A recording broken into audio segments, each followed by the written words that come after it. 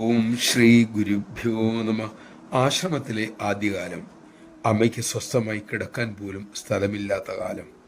വീടിന് പുറത്ത് ആകാശമേൽക്കൂരയ്ക്ക് താഴെ അമ്മ എത്രയോ രാവുകൾ കിടന്നുറങ്ങിയിട്ടുണ്ട്. അന്നും അമ്മ സന്തുഷ്ടയായിരുന്നു, സംതൃപ്തിയായിരുന്നു. പിന്നീട് ബ്രഹ്മചാരികളുടെ ആദ്യ സംഘം എത്തുമ്പോഴാണ് ആദ്യമായി ഒരു കുടിൽ കിട്ടുന്നത്. പിന്നീട് ഒരു കുതിച്ചുചാട്ടമാണ് ലോകം കണ്ടത്. ലോകം മുഴുവനും അമ്മയെ ഒരു നോക്കു കാണാൻ കൊതിക്കുന്ന കാലമായി.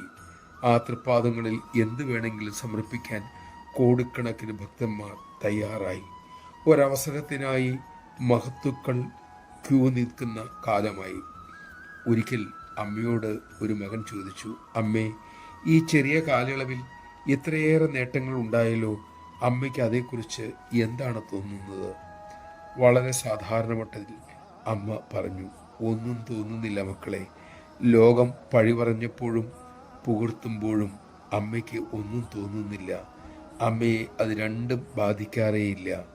അമ്മ അമ്മയെ തന്നെ എന്നേ ഈ ലോകത്തിന് സമർപ്പിച്ചു കഴിഞ്ഞു.